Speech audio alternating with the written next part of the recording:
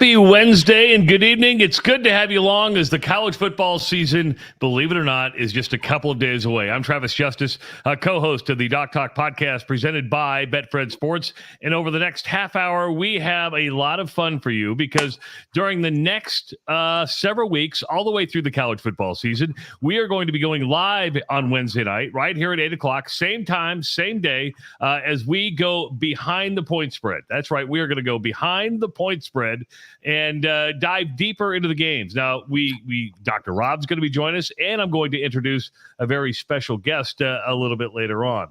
But speaking of Betfred Sports, did you know that you can get a free bet right now? Betfred Sports has just launched its brand new app in the state of Iowa, and for app holders who are new signups in the state of Arizona, Colorado, and Iowa, we are going to give you a free bet. That's a free $20 bet. Here's what you have to do. If you have an iPhone, go to the Apple App Store. If you have an Android phone, which I'm a Google guy, you go to the Google Play Store. You download the Betfred Sports app. You create a brand new account. Then you do the promo code DocTalk. You don't even have to deposit money on this. We are going to give you a $20 bet. And again, that is in Arizona, Colorado, and Iowa. I do want to remind everybody that tonight's show is for entertainment purposes only. We're here to have a lot of fun. We're here to talk football. And if you do have a gambling problem or somebody you know has a gambling problem, all you have to do is call 1-800-BETS-OFF.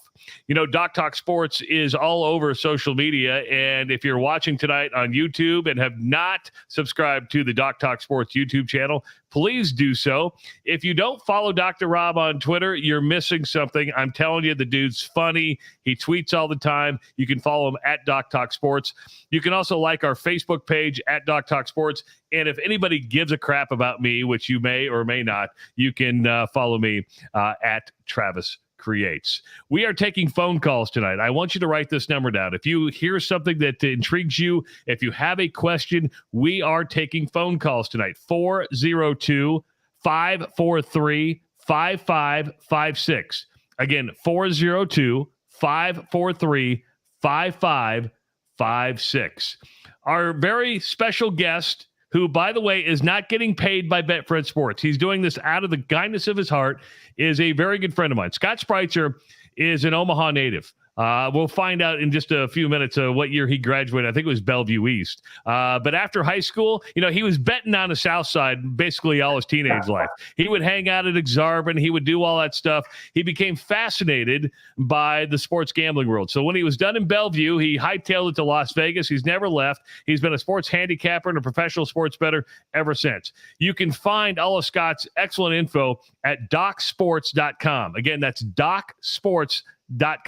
And you should follow him on Twitter as well at Scott Wins. And joining us now for the first ever edition of Behind the Point Spread is Scott Spreitzer. And look who's in the basement drinking a beer, Dr. Rob Zadiska. Doc, I just saw you last night. What are you drinking tonight, buddy?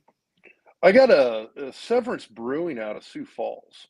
Not well, because double IPA. You're into the Sioux Falls because your son is going to Augustana, and you must have picked some up when you made the last trip.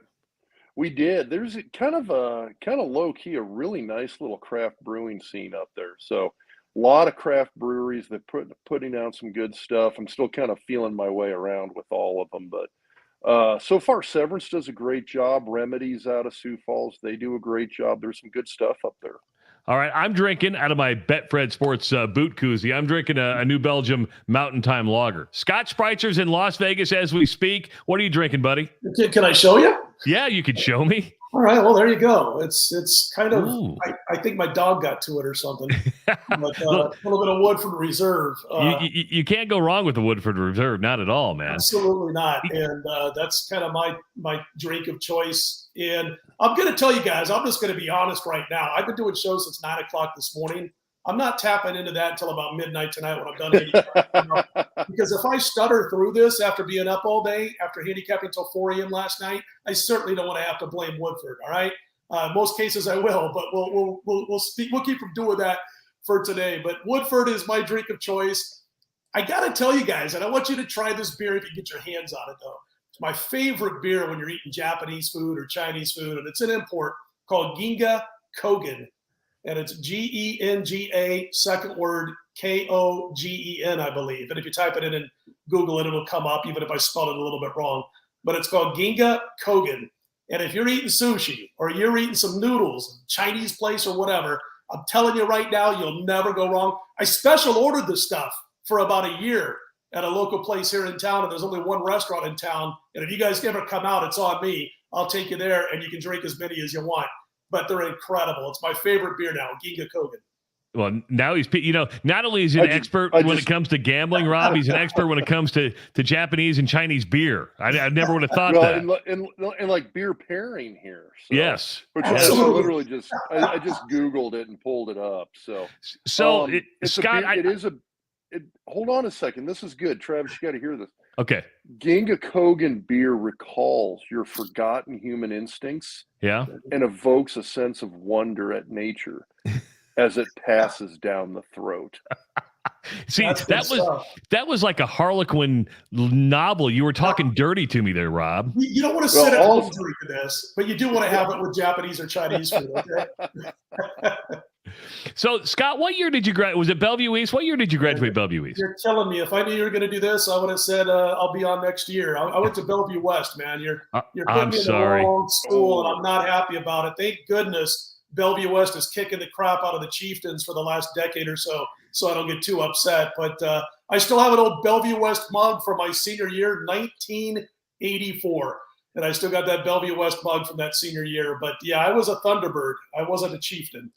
Yeah, and of course, you started betting on the South Side. We all know that. I think that's where everybody in Omaha starts betting is on the South Side or at Exarban. And so you and I met about 20 years ago, I think it was, close to 20 years when I was on a radio station in Omaha doing a morning/afternoon show. I got this phone call like, hey, would you like to have Scott Spreitzer? I'm like, who the hell's Scott Spreitzer? And you and I have remained, I would say, pretty close for the last 20 years. I mean, we don't talk all the time, but you and I at least 4 or 5 times a year make sure to reach out to one another. So it's a relationship that's been around for a while. Yeah, I mean, every once in a while something comes up and it reminds me of you, or vice versa. We talk, and usually it's during football season, whether it be a Hawkeyes game or a Huskers game or what have you. But yeah, you know what? My family's from South Omaha for the most part. My dad and mom both grew up in South O. And my family originally migrated, if you're interested, from Germany, the grandparents and all that. They landed in Baltimore and Illinois. And then by the time my parents were born, it was Omaha.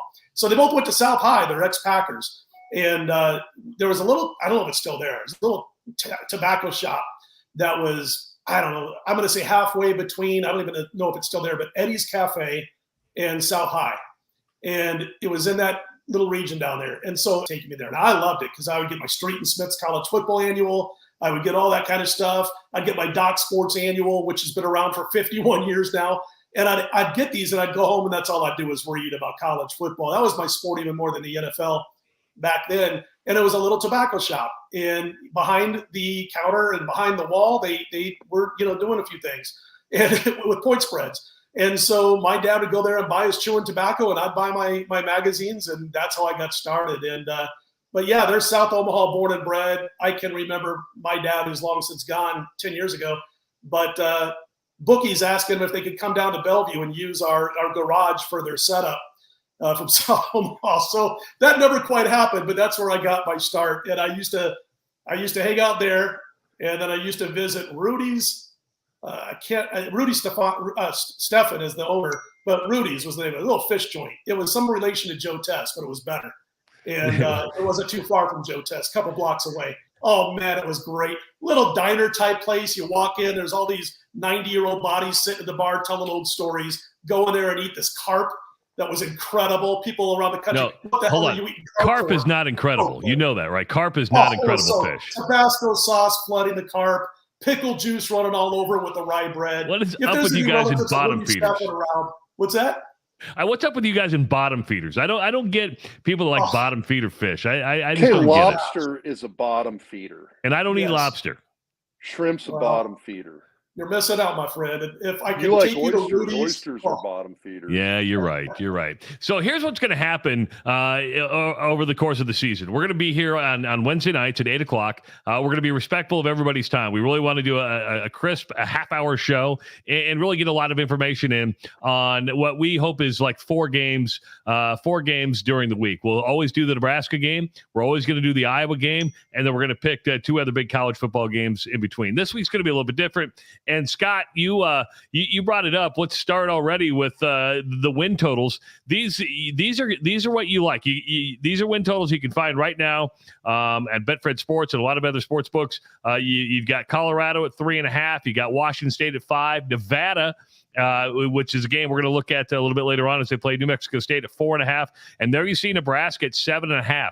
Rob made his prediction last night. He has Nebraska at 8. I did my prediction last night. I have Nebraska at 7. What do you think of these? I think that's perfect. I've got them, they got to get by Northwestern, whether they cover or not. And if they can get by Northwestern, I think 8 wins are certainly attainable. And I think anything less than 7 wins, if they win this opener, would be a disappointment. So I think 8 wins. I didn't play Nebraska's over-under wins total. I played the other 3 that you posted there. But again, it really comes down to this first game. They're pumped up. They're ready to go. If they blow it against Northwestern, what does that do to that psyche? This isn't a team coming off winning season after winning season anymore. So when you're expecting to go from 3-9, where you lost 8 games by a single possession and due to your own, self-inflicted wounds and most of those 8 losses, and you think you got it together, you got new coaches, everybody's pumped and ready to go. If you come out and lose a game that you got to win, you should win. You're a 2-touchdown favorite. I'm not talking about covering, but just win. If you come out and lose that game, it is a painful loss for the rest of the season because all of a sudden Scott Frost's name is back firmly on the chopping block if it isn't already. So it's really important. I mean, they lose this game, they could tailspin. They win this game, they could win 8 or 9 games. I'm not Colin Cowherd, who's got them ranked 8th in the country, but I do have them in the 25 to 28 range. So you mentioned you played the other 3 games that are on there. Do you want to divulge your secrets tonight? Sure. The smaller plays are Colorado under 3.5, Nevada under 4.5, and I can talk about those in just a second, why I came to that conclusion and made those wagers. My favorite over-under play in college football this year is Washington State over 5 wins. And you got to lay about $1.25, which means $12.50 for every 10 you want to win for that to go over. So they're a little bit of a favorite to go over that wins total. And, first thing I look at when I decide I'm going to play an over on a mid-level or so football program is if I think they can win out of the blocks. And I want to be ahead. I don't want to be down 0-1 and needing 6 wins in their final, 7 or 8 games. And so I look at this and I see right away when I jumped into it, and I thought, okay, they're playing Idaho out of the Big Sky on September 3rd. And this isn't the Vandals of the past when they were at the Division I level. They're now a Big Sky school. The recruiting has slipped a little bit. 4-7 last year. They suffered 3 losses by 42 or more points to Oregon State, Indiana, and Eastern Washington. They lost by 50 to Eastern Washington. Decent program, but again, it kind of tells you where they are. So when they step up in class, things go downhill. So I think Wazoo gets out of the blocks, no problem at all. They win that game against Idaho. They brought in an outstanding quarterback transfer, a guy by the name of Cameron Ward. Guys, keep an eye on this guy. He threw for 47 touchdown passes last year, nearly 5,000 yards. Incarnate Word. Just remember that. That's where he came over from. They've also got an assistant coach they hired who was his coach in his previous stop. And then Jake Dickert is their head coach. And he did coach a bunch of games last year in a temporary so-called basis. He's now the so-called permanent head coach. But Wazoo finished last year on a 6-2 straight-up run, guys. They've got plenty of winnable games on this 2022 schedule. They do have road games at Whiskey at Wisconsin. They've got a road game at USC. Going to be tough. Home games against Oregon and Utah. But I have Washington State winning at least 7 of 8 games against Idaho, Colorado State, Cal, Oregon State, Stanford, Arizona State, Arizona, and Washington. I think they win at least 7 of those 8 games, and I have them going over that total of 5. And that's my favorite play right now of all college football wins totals that are out there and available. The Colorado one, and I think Rob might be surprised by this. I know I'm kind of surprised by this because it's funny, Rob. I don't follow Colorado as much as we used to when, of course, they were in the Big 12. That 3.5, that program is just never. It just cannot get traction. Well, and I think you've got a program that doesn't have a lot of I guess I'd call it administrative support at the Yeah. university there. It's I mean, they wanna be the Harvard of the Pac-12. I mean, they wanna be a great school. I say the Harvard of the Pac-12. I guess they already kinda have that in Stanford, I was but, going to say. um and Cal.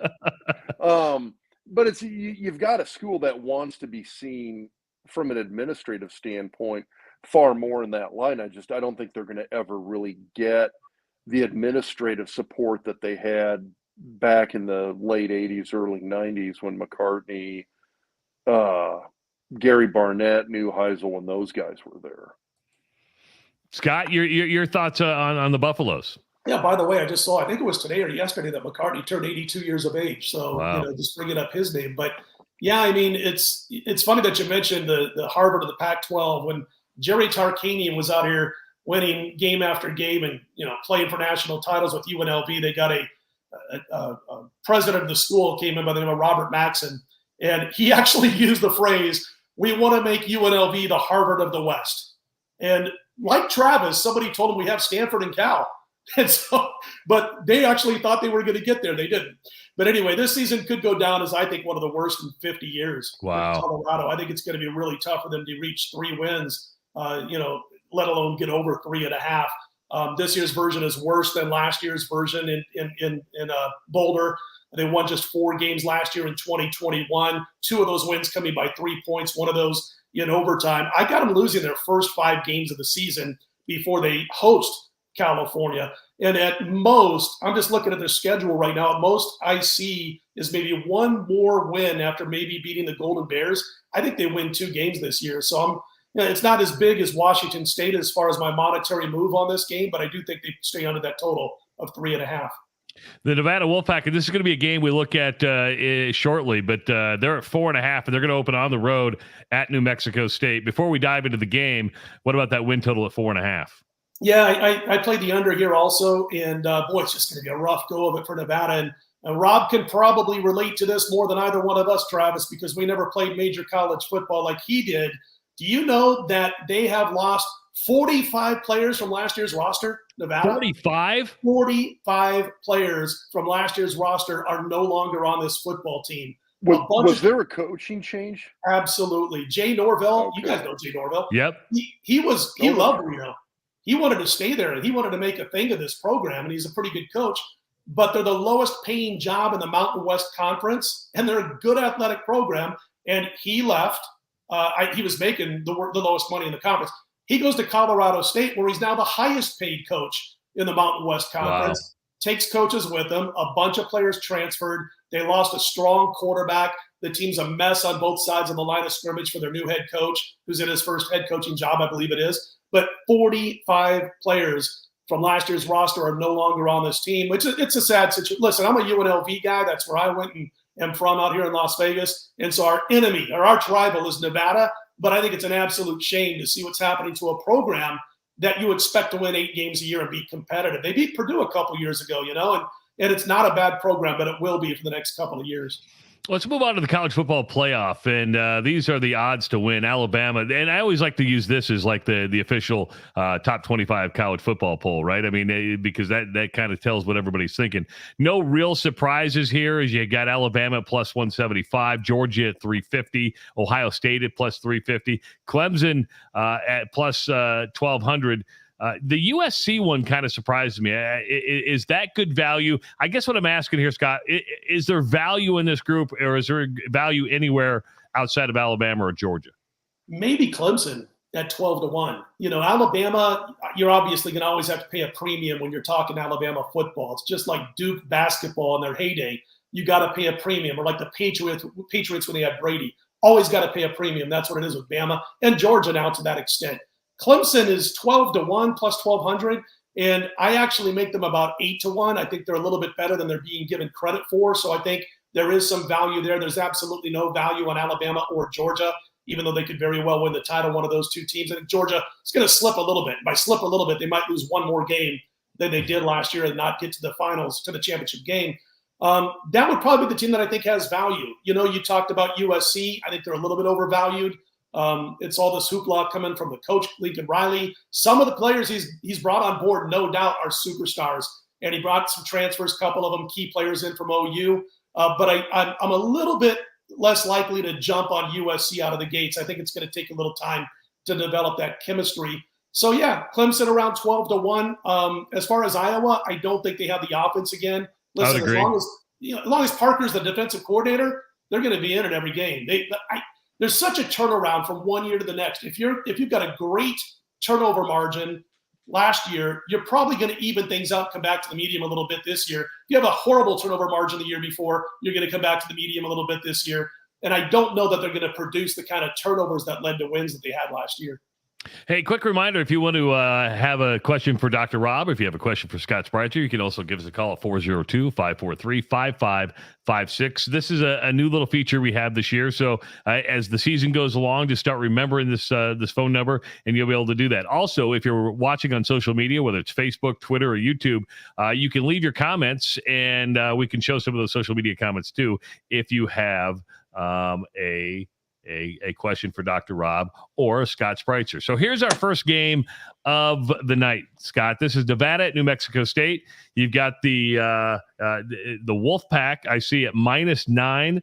The money line, New Mexico State at +265, Nevada at -340, and the over-under at 50.5.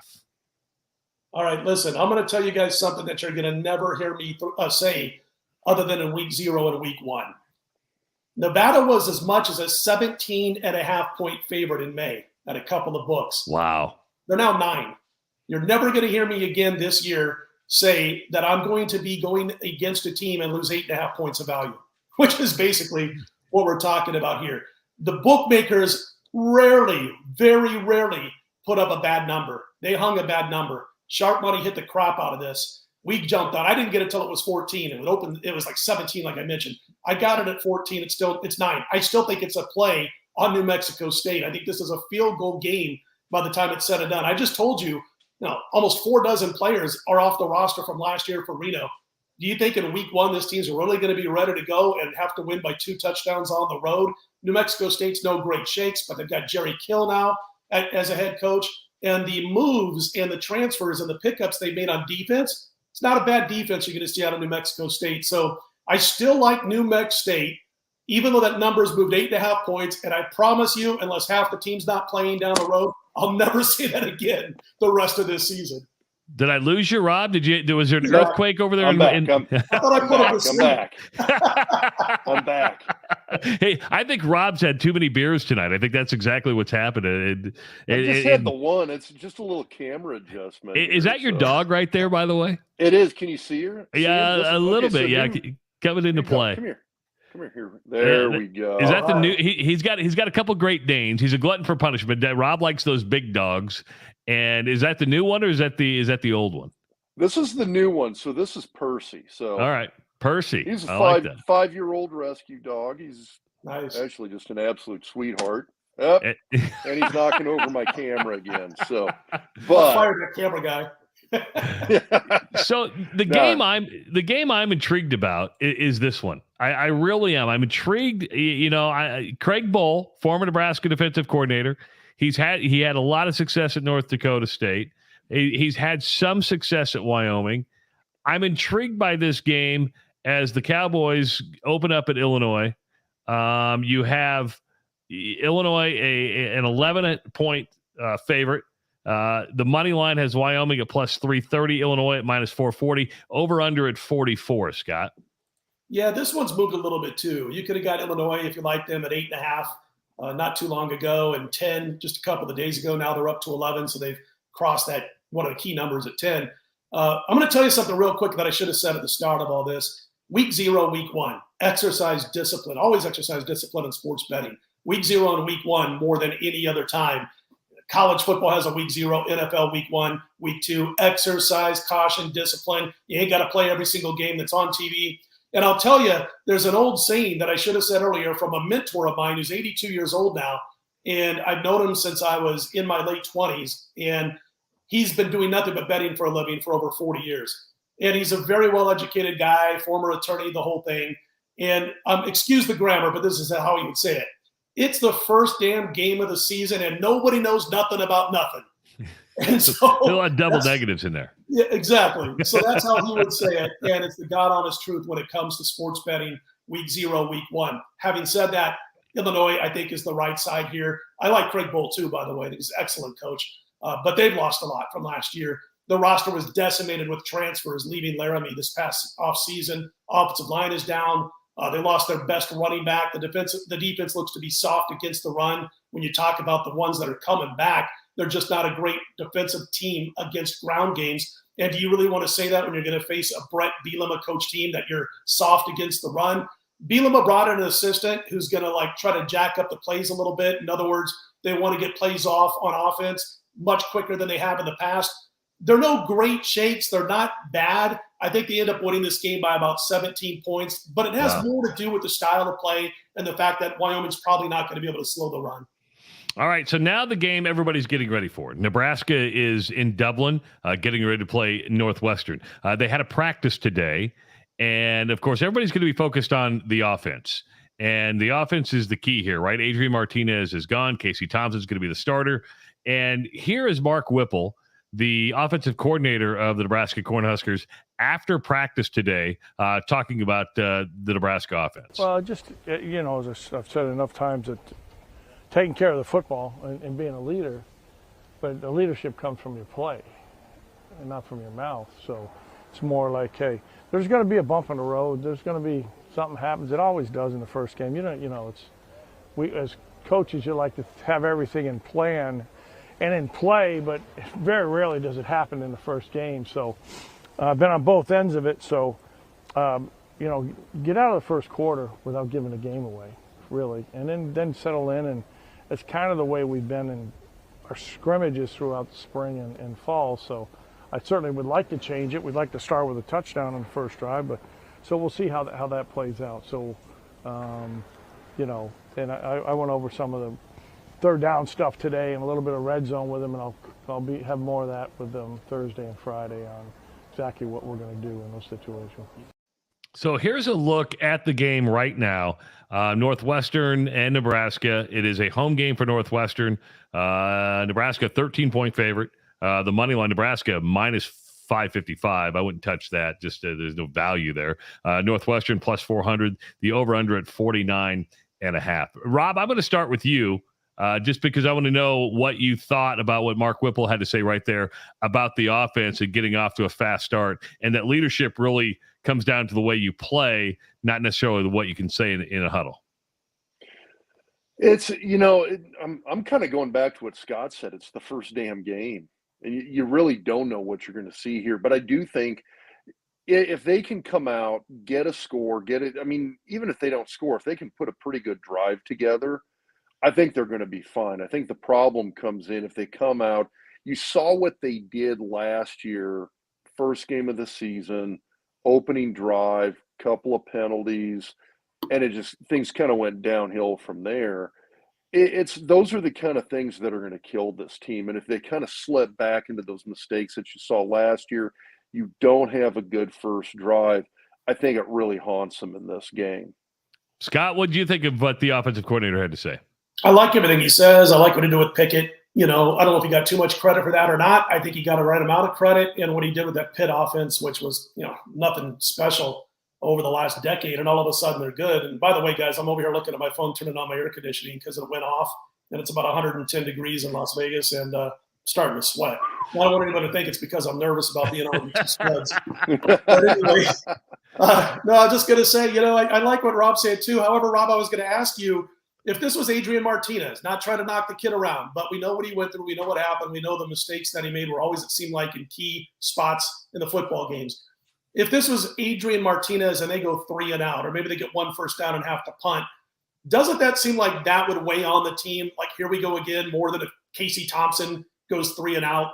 It's like, he's fresh to all this stuff. He didn't have to go through all the garbage last year and the mistakes and shooting themselves in the foot. So that would be my question. First off, wouldn't they be better prepared to rebound from a 3 and out than they went under Adrian Martinez?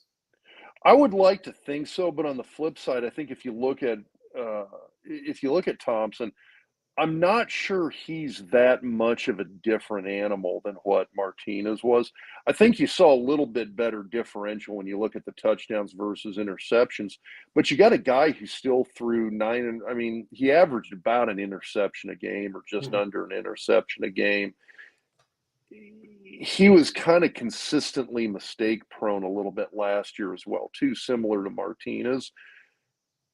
If you have him coming in and you see those same kind of mistakes Martinez has had, you're kind of back in the same boat again. And that's something that really worries me about Thompson, is that we haven't seen a much different product with him than what we saw with Martinez last year.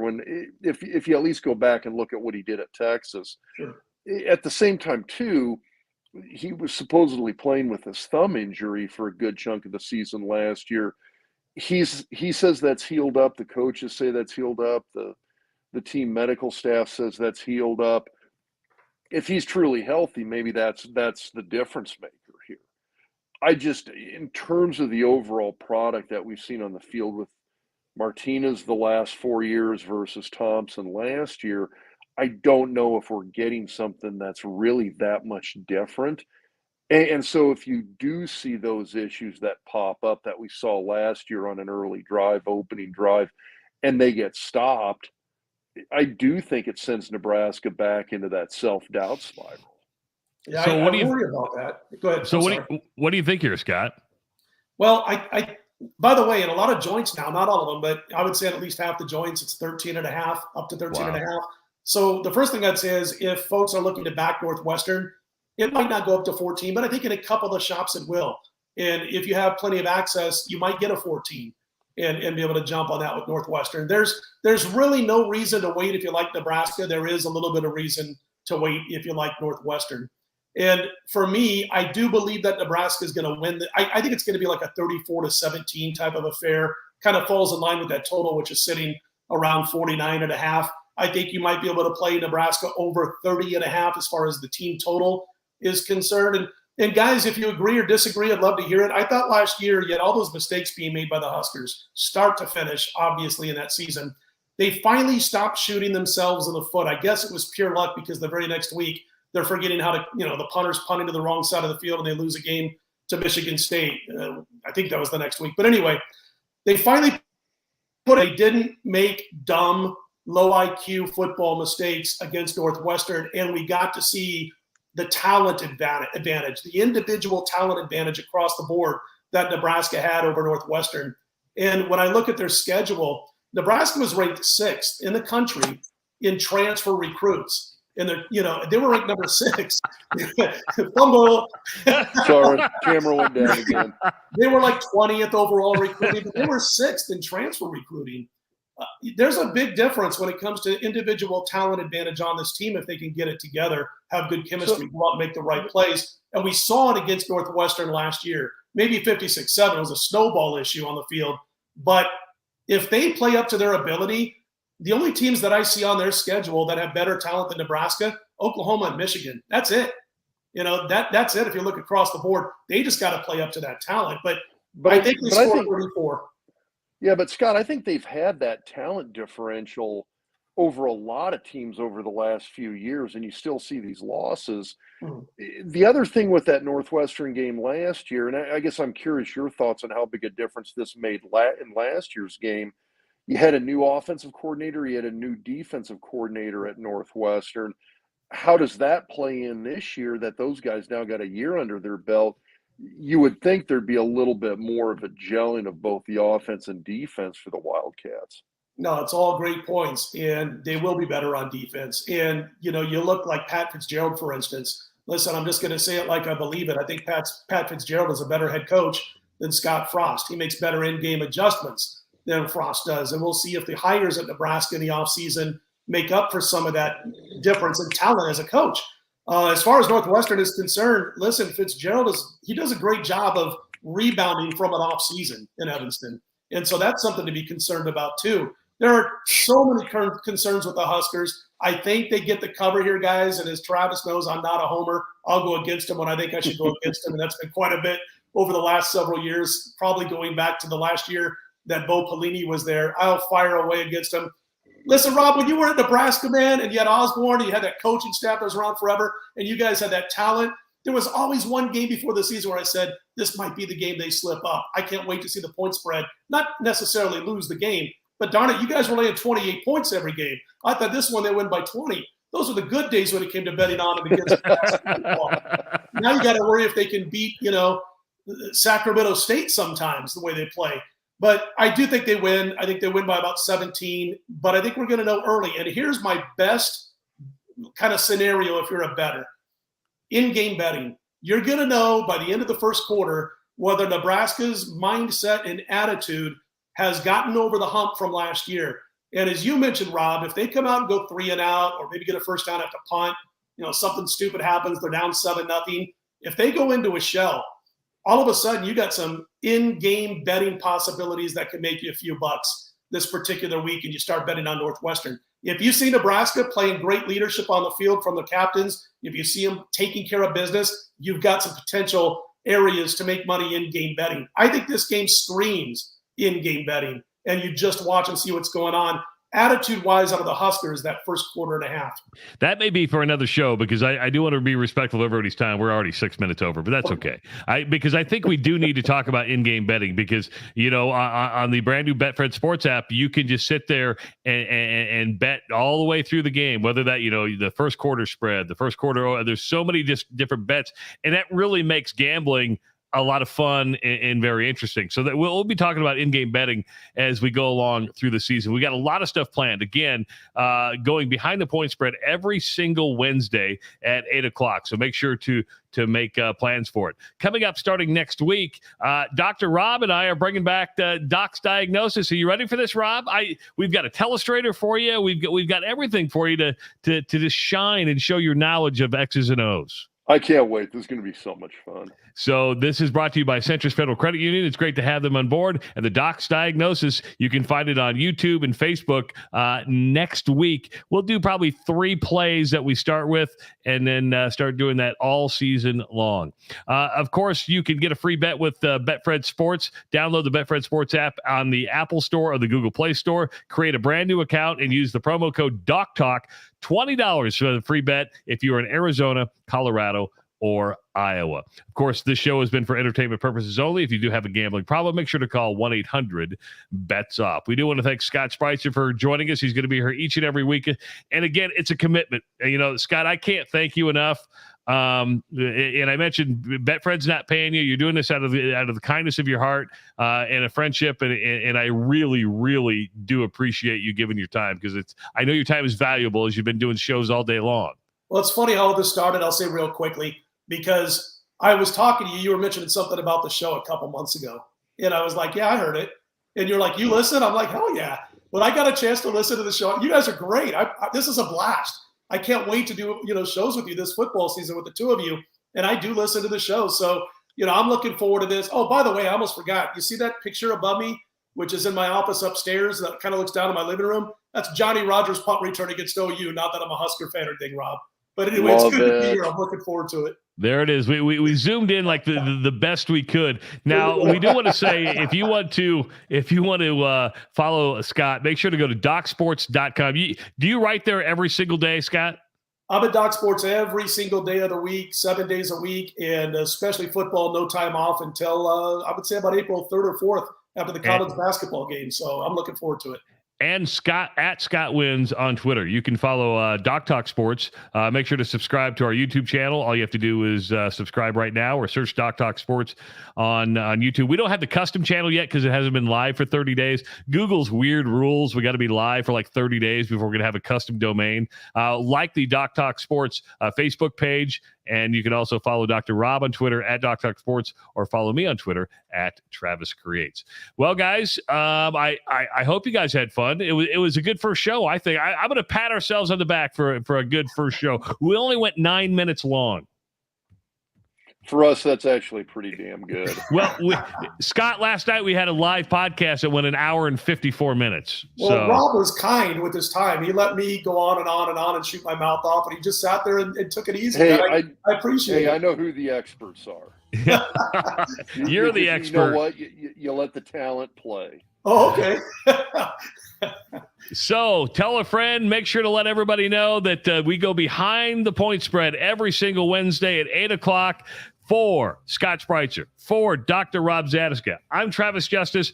We will talk to you next week on Behind the Point Spread, brought to you by Doc Talk Sports and Betfred Sports.